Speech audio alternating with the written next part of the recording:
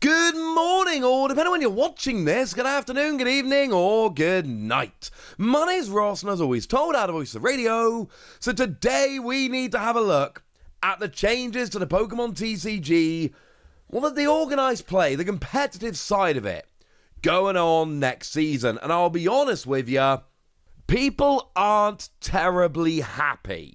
Although I'm going to be honest with you, there are pros and cons. Some people are going to go into the very negative category. That is absolutely fine and valid. Some people are going to go much more positive on these changes. That is also fine and valid. Hopefully I can give you a balanced enough view in this video. Now, one of the things people were talking about initially when this got revealed was that the cash payouts for regional championships were lower. That has been confirmed to be a typo. That has now been updated on the official site. So when we saw it initially, when this first rolled out over on the website, we all took a look and we went, well, hang on a second. Taking a look at the regional cash, 7,000 for winning rather than 10, and it only goes down from that. This is not great. That has confirmed now to be a typo, and the cash pricing is the same as previous years. So that's at least something. Cash prizes are the same, and look, for years, it used to be, I don't know how many people remember this, it used to be scholarships, which basically had to be used towards education. That's massively simplifying it. And people were crying out for cash prizes for big tournaments, and they changed it, so now it is cash prizing for big tournaments. And then for years, people said it was too low, so Pokemon went and upped it, and then as soon as they upped it, people said it was not distributed fairly among the top placings, but basically, there were positive changes being made. But there are other changes being made. The cash pricing might be the same. There are a bunch of changes that have been made, the biggest of which is to do with Worlds qualification. It is now the top X number of players. This is the table we're using. So in the US and Canada and in Europe, it's the top 125. In Latin America, it's the top 100. In Oceania, it's the top 20. And in the Middle East and South Africa, it's the top 10 players. For Masters, it's lower for other age groups. And this means we lose the whole, oh, I've got 500 championship points, I got my Worlds invite. Or if I'm in the US, I got 600 and I've got my invite. Last year, we could look at the Worlds qualification and go, I've got X number of points, I am safe. I can keep playing and maybe get a travel award or things of that nature, but I've reached the point where I've got my Worlds invite in the bag. Now, obviously, there are going to be people like Tord Reklev, for instance, who are going to be so far ahead of the rest of the field that they've got their invite in the bag, so to speak. But for everyone else, you're going to be sitting on a certain number of championship points, hoping you don't get jumped. Because people will get jumped. 100% there will be people at the end of the season who get jumped at the last minute. It's not going to be the top 20 players in the region that get jumped, but places, 90 to 125, maybe more, they are going to be right on the edge of their seat at the end of the season. And while we're here, it needs to be pointed out that we have the dates for the international championships. Interesting to note that we are back in London for Europe. That's pretty much what we expected. We knew we were coming back to New Orleans for NAIC. But also there's an important change there in terms of dates. We are February for European internationals, not April. This is actually a pretty good change because last season it was like November, nothing until April, and then straight back to NAIC in June. November, February, June is much better split up. But here's the problem we get to in June. I am assuming, I don't know this for a fact, but I'm assuming that NAIC is going to be the end of the season like it was this season, i.e. last chance for championship points. Well, if I'm number 120 in Europe,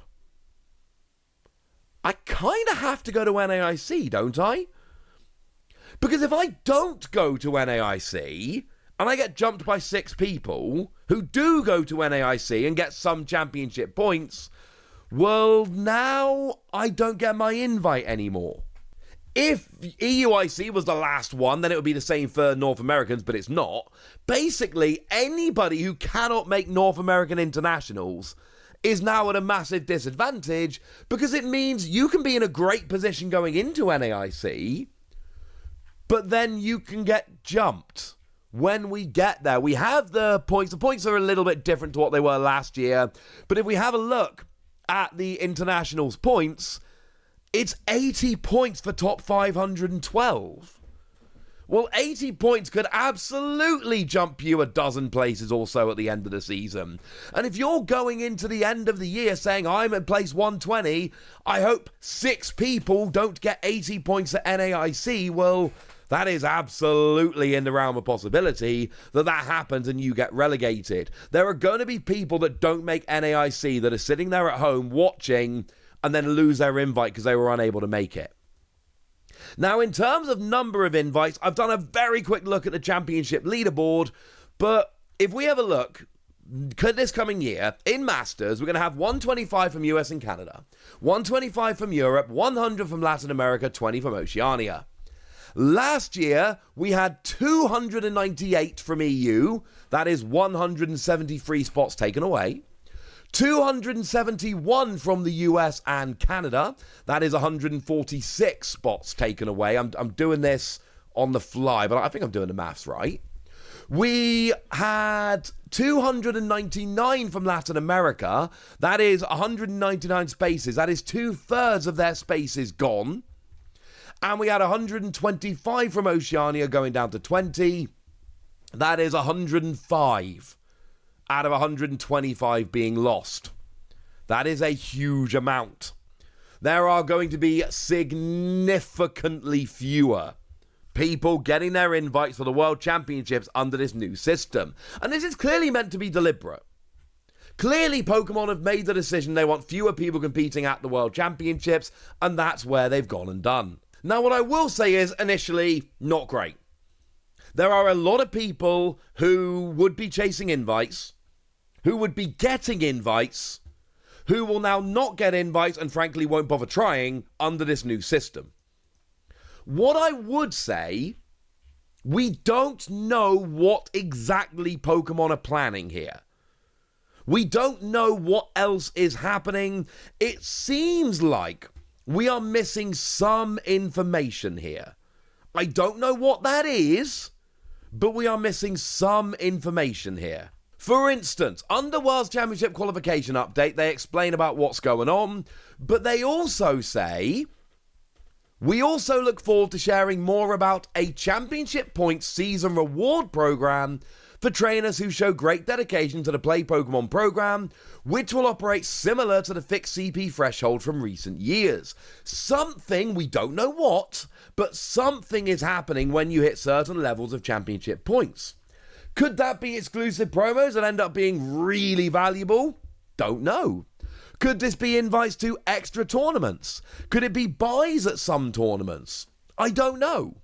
But something is happening if you hit a certain level of championship points, and that is information we currently don't have. And I think this is something we all need to bear in mind a lot more than some people are right now, because actually we don't know the extent of this. And sure, right now, some people don't want to pin their hopes on something about which we have very little information.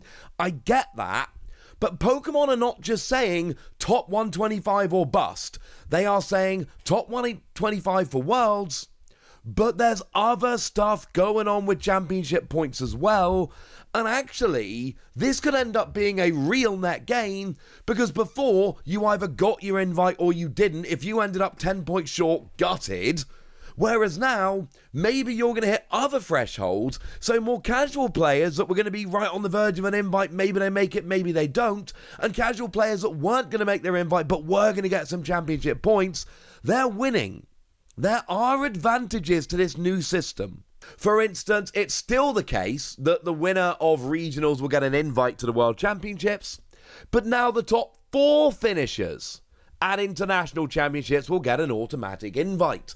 Does that replace the hundreds of invites lost because of the new system? Obviously not. Is it nevertheless a positive change? Yes. Yes, it absolutely is. Travel awards remain from previous years, but one nice change they've made is at 17th to 32nd on the rankings. You're not getting a travel award, but you are getting priority registration. And we've all seen the tweets from people that missed out on registration for certain events. So being able to get priority registration for international championships for an extra 16 people, that is a good thing. That's got to be a good thing. But they're also changing up the way that tournaments actually work. They've given us, and there's lots of tables in this announcement, but they've given us a nice little table of exactly what's happening with certain numbers of people. Do bear in mind, they've actually allowed for tournaments of up to 8,192 people. I don't know if we're getting an 8,000 person tournament, but I do find it relevant that they've included that on the thing. Certainly, they've given us a whole line which only counts where we get over 4,000 people, that bottom row there. If Pokemon thought there was zero chance we were going to have a 4,000 person tournament, if they were not open to the idea of 4,000 person tournaments, that line wouldn't be there. Now, here's what's interesting. What we see on the table, we got total Swiss rounds, day 1, the threshold to get into day 2, and then the number of rounds in day 2. Now, a lot of the tournaments this season have fit into the 1,000 to 2,000 player range. Not all of them, but that's the most common one we've seen. 12 rounds, 8 on day 1, 4 on day 2. You may notice that's slightly fewer rounds overall. We'd see 14 rounds, an extra one in day 1 and in day 2 for a lot of these tournaments. But the threshold here is 18 match points. That is a record of 6-2 on day 1. Now, we've been playing 9 rounds with a record of 6-2-1, 19 match points to make day 2. Now it is 8 rounds with a record of 6-2. It basically turns ties into a loss. You can no longer go 5-0-4 and get in with 19 match points, because you need 18 to get in. That is 6 wins. If you get 5 wins and 3 ties, you're out. A tie is a loss. Under the old system, you could make it so that 3 ties actually ended up as a win, and you could go 5-0-4 in a 9-round tournament, and that would be the equivalent of 6-2-1. You can't do that anymore. So ties under the new system are very, very punishing. You've got to have 6 wins. If you have a tie, it's the equivalent of a loss. We are going to see fewer ties next season. I am 100% convinced we're going to see fewer ties. Players are going to play in a way which avoids ties, because ties don't help anymore. Ties are garbage. Although, to be clear, when I say ties are garbage, I'm talking about 257-person tournaments to 2,048. What has been the majority, but not all this season. Once we get to the 2049 to 4096, which is what we're looking at for bigger regionals and internationals, well, then ties actually work again. Because if you go 6-0-3 in 9 rounds, you cannot take a loss. But if you go 6-0-3, you'll get 18 points for your 6 wins, 1 point for each of your 3 ties. You'll end up on 21. So you can either go 7-2, or you can go 6-0-3. It's still harsher than it was last season, don't get me wrong, or this past season. But once you get over 2,049 people, you can actually start tying again. But it is very harsh. If you get 1 tie, you either have to get to 7 wins, so your tie was essentially a loss, you've ignored it, although obviously that will count towards top 8 later, or you have to get 2 more in order to go 6-0-3 in total. But there is one positive change.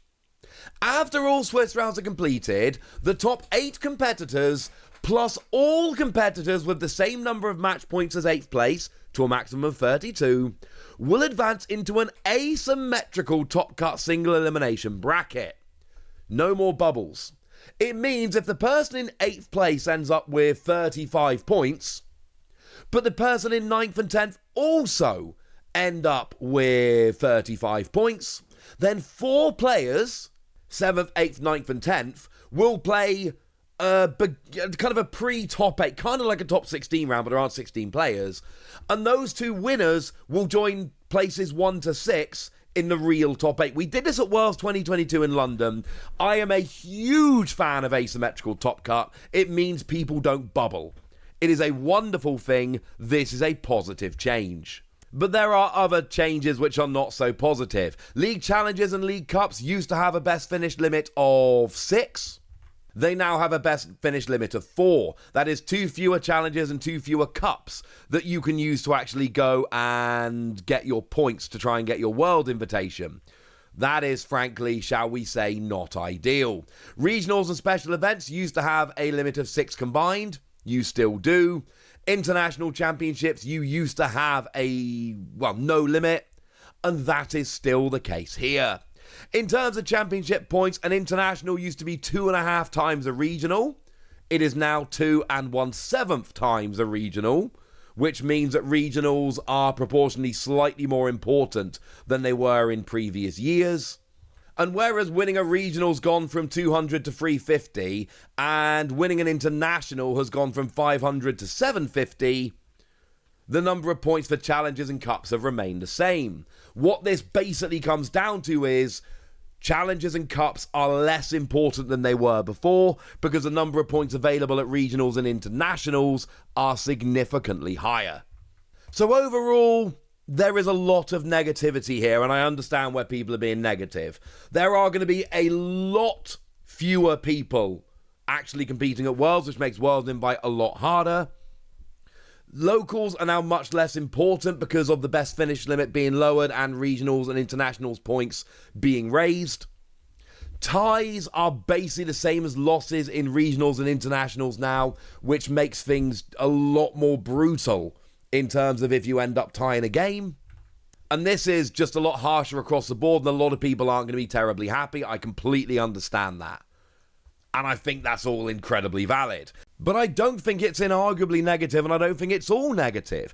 Bear in mind, there are a lot of competitive people who want the challenge, for whom, okay, I've got to be top 125. You know what? I can do this, and it makes Worlds more of an achievement. It makes Worlds more prestigious. It may well make the World Championships as a whole better when you get there because of the difficulty of actually having to qualify for it in this new way. Ties being a lot harsher in a lot of tournaments, again, bad, but that is going to encourage players to play faster, to play decks that challenge them to actually win rather than be able to accept some ties, and that is going to be a good challenge for some people. And there are some overt positives here. Top 4 getting an invite at internationals, that is just inarguably great. Asymmetrical top cut, not bubbling at a regional or an international. I guarantee if you've ever bubbled a regional or international, you love this. And we've got those championship point rewards that we don't know what they are, but that could be an absolute game changer that makes everything a bazillion times better, although we don't know exactly what that looks like right now. There are absolutely positives to go along with the issues that a lot of the player base seem to have, at least judging from the initial reaction I've seen to the announcement. But the biggest issue with all of this, as far as I'm concerned, is there are going to be people that put themselves in position for Worlds, cannot make the last regional or cannot make NAIC or miss out on like one tournament, and now all of a sudden they thought they were going to get their invite, they were in position to get their invite, and then they don't get their invite, and all the effort they've gone to throughout the year ends up not getting them their invite. People are going to feel very, very aggrieved this time next year when that all shakes out. For now, I want to know your thoughts, I want to know your opinions, I want to know what kind of player you are and how you feel about this, so let me know in the comment section. Go nuts! Be nice! And then make sure you like this video, subscribe to this channel, follow me on Twitter at @TheWasi. That's where we talk about Pokemon and a whole bunch of other card games. And please do consider checking out patreon.com/PTCGradio, where you can support the channel, get some bonus podcasts, join a Discord, and all kinds of fun things. And get shoutouts on the channel like the lovely Dingus Flingus, who's been a supporter of ours for a while now and is a very lovely person. So shout out to them for the support and the loveliness. But by far the most important thing as always, look after yourselves till next time, would ya? Thank you very much for watching. My name's Ross, and you've been watching PTCG Radio.